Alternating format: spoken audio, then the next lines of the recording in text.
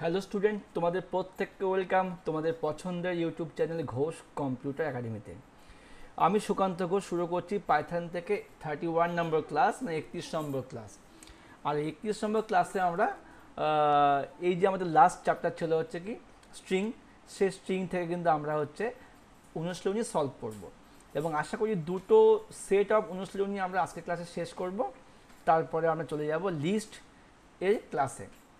তো আর মাত্র তিনখানা চ্যাপ্টার বাকি আছে, আশা করি তোমাদের পরীক্ষার আগে চ্যাপ্টারগুলো সব ভালো মতো কমপ্লিট করে দেবো।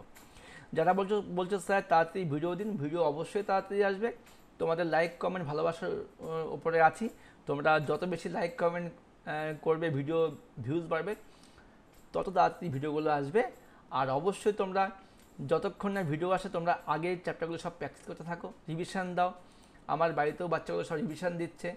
আমার বাড়িতেও কিন্তু টিউশনে কিন্তু এত তাড়াতাড়ি আমি সিলেবাসটা শেষ করাইনি, কারণ সিলেবাস শেষ করে দিলে তোমাদের রিভিশনটা ঠিকমতো হয় না বা অনেকে হয়েও যায়।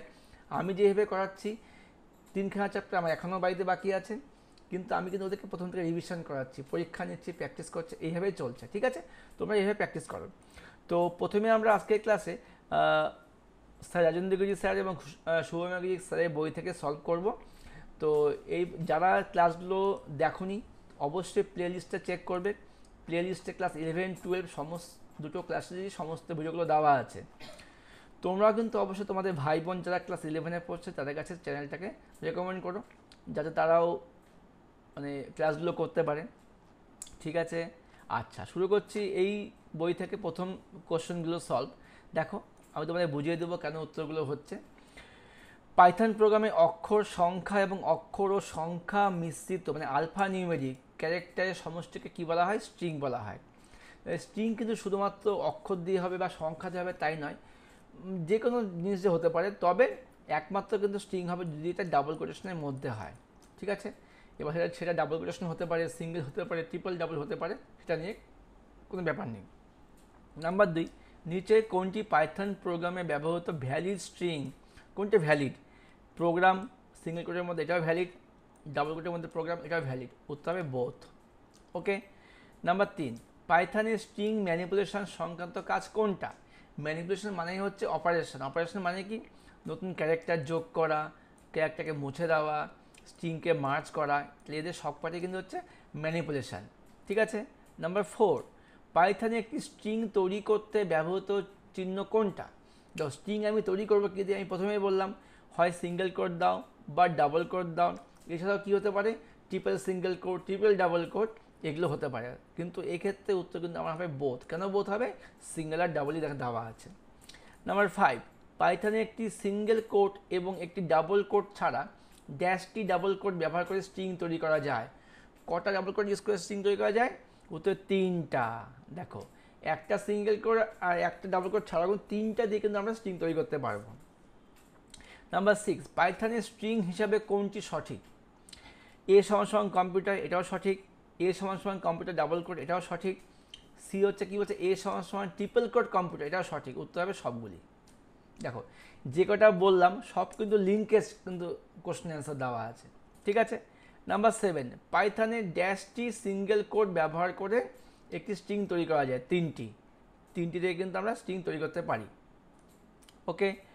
নাম্বার 8, পাইথনের নিচে কোন স্ট্রিংটি ব্যবহার করে আউটপুট হিসাবে 12 পাওয়া যাবে?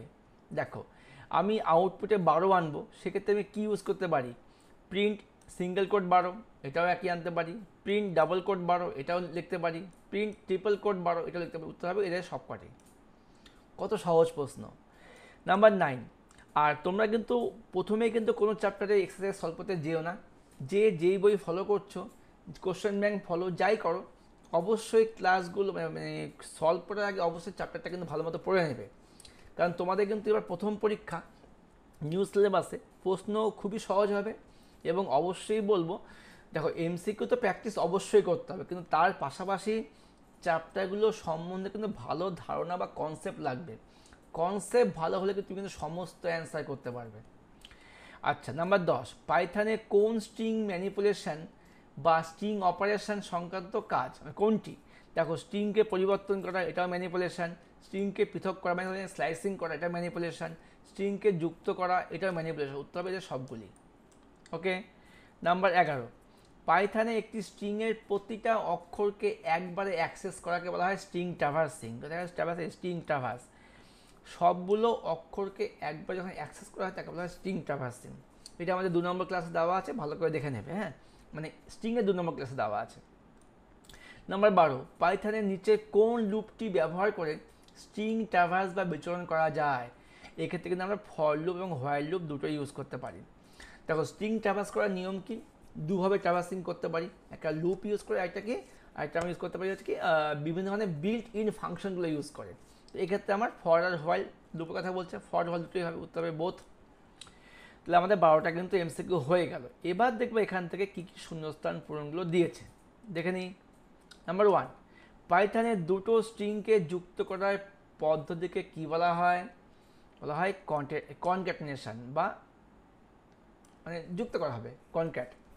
নাম্বার 2, পাইথনে প্লাস অপারেটর দিয়ে দুটো স্ট্রিংয়ের মধ্যে ড্যাশ অপারেশন করা যায়। প্লাস দিয়ে আমরা কি কনক্যাটেনেশন করতে পারি।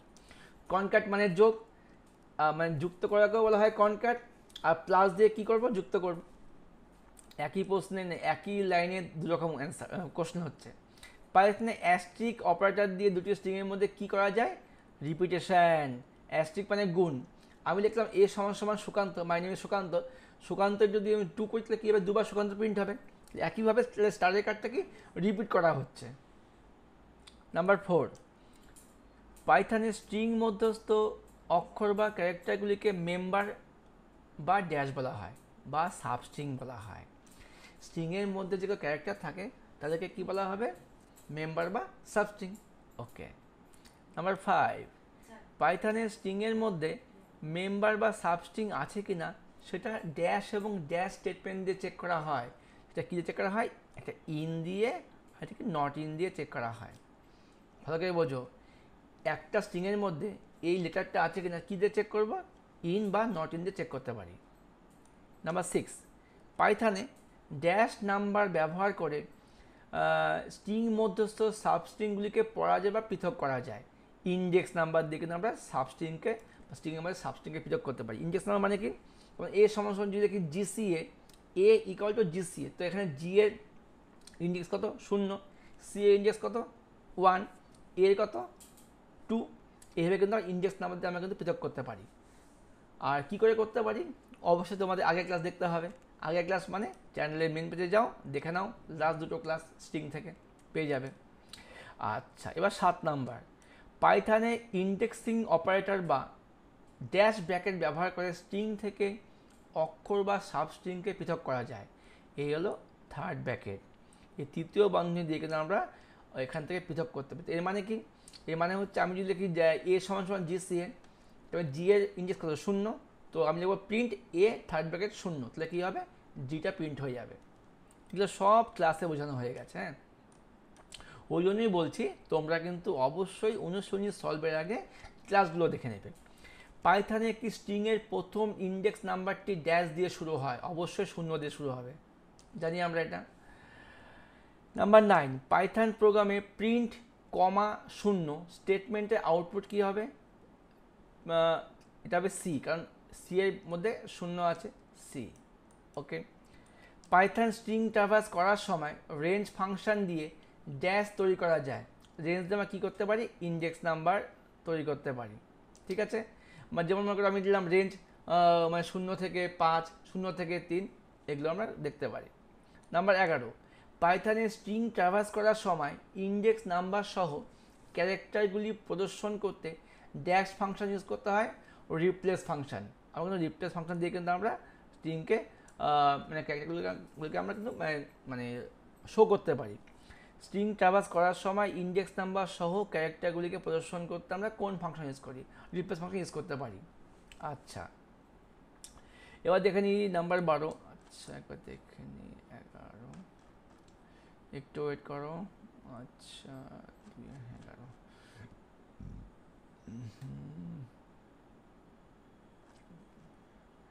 এটা একটু কনফিউশন হচ্ছে। 2-11 ডি অ্যান্সারটা হবে, তাই তো? সরি একটু ভুল বলে ফেলেছি। এক্ষেত্রে অ্যান্সারটা হবে এখানে এনুমারেট ফাংশন দিয়ে কিন্তু আমরা করতে পারি।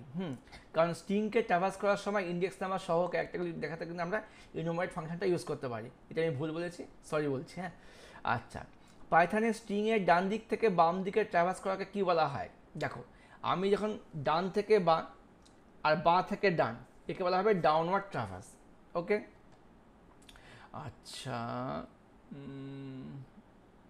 ডান থেকে বাম ডাউনওয়ার্ডটা, কারণ নর্মালি আমাদের বাঁ থেকে ডান ট্রাভার্সিং হয় 0 থেকে 1 2 3, এটা হচ্ছে আপওয়ার্ডস, আর যখন আমি উল্টো করবো এটা হবে ডাউনওয়ার্ডস। ঠিক আছে, এবার থেকে আমরা ম্যাচিংগুলোতে বা আউটপুটে কী বের করতে বলেছে। দেখো, কোডিং 1, এস এর মধ্যে আছে কমা, বি আছে কি এস ডট আপার, তাহলে এস ডট আপারে কী হবে, কমাটাকে বড় হাতে প্রিন্ট হবে। ঠিক আছে, আর এস ডট লোয়ার কী হবে, সব স্মলের প্রিন্ট হবে। উত্তর কী হচ্ছে, একটা ক্যাপিটাল একটা স্মল, এক্ষেত্রে কমা আর এই কমা, বুঝতে পেরেছ? মানে এর জন্য এটা আর এর জন্য হচ্ছে এটা। 2 নম্বরে দেখি কী আছে, এসটিআর এর মধ্যে আছে এম স্পেস দিয়ে এন, ভালো করে বোঝো, এম স্পেস দিয়ে এন। ওয়াই কী করলো, এসটিআর ডট টাইটেল, টাইটেলের কাজটা কি আমরা জানি, প্রতিটা ওয়ার্ডের প্রথমটা হচ্ছে ক্যাপিটাল করবে, তাহলে এমটা ক্যাপিটাল হয়ে গেল আর এনটা ক্যাপিটাল হয়ে গেল, যেহেতু দুটা স্পেস দিয়ে আছে তাহলে দুটাকে ওয়ার্ড মানে করছে। নাম্বার 3, এক্স সমান সমান এ বি প্লাস সিডি, আর এর মধ্যে কী করলো, এক্স ডট ক্যাপিটালাইজ, ক্যাপিটালাইজের কাজটা কি, একটা সেন্টেন্সে খালি প্রথমটাকে বড় হাতেই করবে। দেখো, খালি এখানে এটাকে ক্যাপিটাল করেছে, সেক্ষেত্রে এ বি স্পেস সিডি। আচ্ছা, এগুলো সব কিন্তু বিল্ট ইন ফাংশন, আর অবশ্যই একবার দেখে নেবে। হ্যাঁ, নাম্বার 4, এস সমান সমান আছে ইন্ডিয়ান, এস কি আছে ইন্ডিয়ান, সেক্ষেত্রে লেন সমান সমান লেন অফ এস, তাহলে ইন্ডিয়ানের লেন কত হবে, প্রিন্ট এল, সেক্ষেত্রে I N D I A N, lane কিন্তু 6।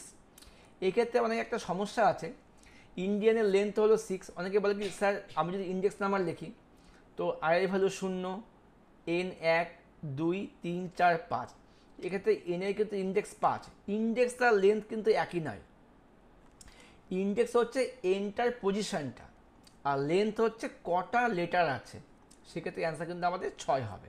ভালো করে বোঝো, এটা কিন্তু গুলাবে না। হ্যাঁ, এটা আমি দেখেছি। এবার দেখি দাবি ও কারণ, এই একটা সমস্যাদায়ক প্রশ্ন, দাবি কারণে অনেক সমস্যা আছে। আচ্ছা, যাই হোক, কী সমস্যা আছে মানে এক একজনের কাছে এক এক রকমভাবে দাবি কারণটা মানে আমি দেখতে পাই, কিন্তু যাই হোক তাও চেষ্টা করছি করার। বিবৃতি 1 কী বলছে, পাইথনে এস সমান সমান এবিসি, ওকে, আর পি আছে এক্স ওয়াই জেড, টি আছে এক্স আই আই, হলো স্ট্রিং বা ডেটা স্ট্রিং লিটারালি উদাহরণ, একদম ঠিক আছে। আচ্ছা, স্ট্রিং ডেটাগুলি single quote, double quote, triple quote দিয়ে করা যায় অবশ্যই, তাহলে এ বিবৃতি 1 বিবৃতি 2 উভয় সত্য, 2 হলো এর সঠিক ব্যাখ্যা। ওকে, নাম্বার 2, বিবৃতি 1 কী বলছে, পাইথনে দুটি স্ট্রিংকে যুক্ত করার জন্য প্লাস অপারেটর ইউজ করা হয়, একদম ঠিক। পাইথনে এবি প্লাস সিডি কোডটি ইটারেটিভ মোডে রান করলে এবিসিডি আউটপুট পাওয়া যায়, একদম ঠিক। বিবৃতি 1 এবং 2 উভয়ই সত্য। ওকে, আচ্ছা, তো এক্ষেত্রে আমাদের এটা তো সত্যই হচ্ছে, এটা সত্য, ঠিক আছে। নাম্বার 3, পাইথনে print MNO dot PQR dot capitalize, এই কোডটি ইন্টারেক্টিভ মোডে রান করলে টাইপ এরর প্রদর্শিত হবে, ভালো করে বোঝো। আমি যদি এটা ইন্টারেক্টিভ মোডে রান করি টাইপ এরর প্রদর্শিত হবে, একদম ঠিক। আচ্ছা, কি বলছে, বিবৃতি 2, উপরে কোডে ত্রুটি আছে, এই কোডে তৃতীয় বন্ধনী পরিবর্তে প্রথম বন্ধনী ব্যবহার হয়নি বলে এরর দেখা যাবে, একদম ঠিক। প্রিন্টে কিন্তু ফার্স্ট ব্র্যাকেটটা ইউজ করতে হয়, এক্ষেত্রে কিন্তু ভুলটা দেখাবে। ওকে, সেক্ষেত্রে কী হলো, বিবৃতি 1 এবং 2 উভয়ই সত্য, আর 2 হচ্ছে একটা সঠিক ব্যাখ্যা, বুঝতে পেরেছি। এবার দেখে নিই লেফট রাইট ম্যাচিং, দেখে নিই। প্রিন্ট এবিসি করলে কী আসবে, 2 নম্বরটা। প্রিন্ট 2 + 2 কী আসবে, 2 + 2 করলে আমাদের কী 4 আসবে। কেন এখানে 2 + 2 মানে হ্যাঁ 4 তো আসবে। আর প্রিন্ট 2 আর 2, এক্ষেত্রে 2 কিন্তু স্ট্রিংয়ের ক্ষেত্রে কিন্তু 2 পাশাপাশি বসে যাবে, এই 22। আর প্রিন্ট এবিসি কী আসবে, প্রিন্ট এবিসি করলে আমাদের কিন্তু আসবে নাম এররটা। কেন এক্ষেত্রে নাম এরর আসবে, শুধু প্রিন্ট এবিসি আমাদের করতে হতো ডাবল কোটেশনের মধ্যে করতে হতো, ওই জন্য নাম এররটা আসবে, ঠিক আছে। এবার দেখি আমরা 2 নম্বরটা, ডান থেকে বাম দিকে একসাথে স্ট্রিং অ্যাক্সেস করাকে বলা হয় কি, ডান থেকে বাম ব্যাকওয়ার্ড ট্রাভার্স, কারণ নর্মালি আমাদের বাঁ থেকে ডান হয়। বাম থেকে ডানকে বলা হয় কি আমাদের ফরওয়ার্ড ট্রাভার্স। স্ট্রিংকে লিস্টে রূপান্তর করার বিল্ট ইন ফাংশন কোনটা? স্প্লিট। আর স্ট্রিংকে টাপলে রূপান্তর করার ফাংশন কোনটা? পার্টিশন। ভালো করে বুঝে নাও, সব কিন্তু আমাদের বিল্ট ইন ফাংশনে দেওয়া আছে। নাম্বার 3, দুটি স্ট্রিংকে যুক্ত করার বিল্ট ইন ফাংশন কোনটা? জয়েন। স্ট্রিংয়ের শব্দ পরিবর্তন করার বিল্ট ইন ফাংশন কোনটা? রিপ্লেস, পরিবর্তন করব। সমস্ত অক্ষরগুলি ছোট হরফ থেকে বড় হরফে করার নিয়ম কোনটা? সমস্ত অক্ষরগুলি ছোট হরফ করা আছে, আমাকে ছোট করতে হবে, লোয়ার, আর বড় করার থেকে আপার, পাশাপাশি আছে। আচ্ছা, এবার দেখি লাস্ট, আজকের ক্লাসের last matching. Print 2025 dot is digit, এটা কি নাম্বার? ভালো করে, এটা কি নাম্বার? অবশ্যই 2025 নাম্বার, এটা হচ্ছে true. MNOPQR dot find PQR, PQRটা কি MNOর মধ্যে আছে? ভালো করে দেখো, PQRটা কি MNOর মধ্যে আছে? ফাইন্ড PQ, আচ্ছা PQR ফাইন্ড মানে হচ্ছে, সরি আমি ভুল বলছি, PQRটা কত নম্বর পজিশনে আছে? দেখো M0, N1, O2, স্পেসটা 3, P4, উত্তর হবে 4 নম্বরে কিন্তু আমাদের PQRটা আছে। MNOPQR ইন্ডেক্স PQR, PQR এর ইন্ডেক্স কত? এই ক্ষেত্রে কিন্তু উত্তর 4ই হবে, কারণ 4 নম্বরে আছে।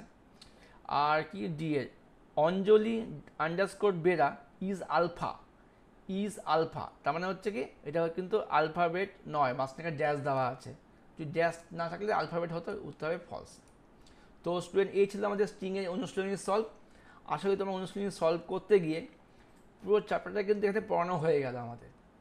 মানে মোদ্দা কথা, আমি লাস্ট দুটো ক্লাসে যা পড়িয়েছি স্ট্রিং থেকে, সবগুলো কিন্তু আমাদের এই অনুশীলনীর মধ্যে হয়ে গেল। ঠিক আছে, তো তোমাদের ক্লাসটা কেমন লাগলো অবশ্যই জানিও। দেখা হচ্ছে পরবর্তী ক্লাস নিয়ে।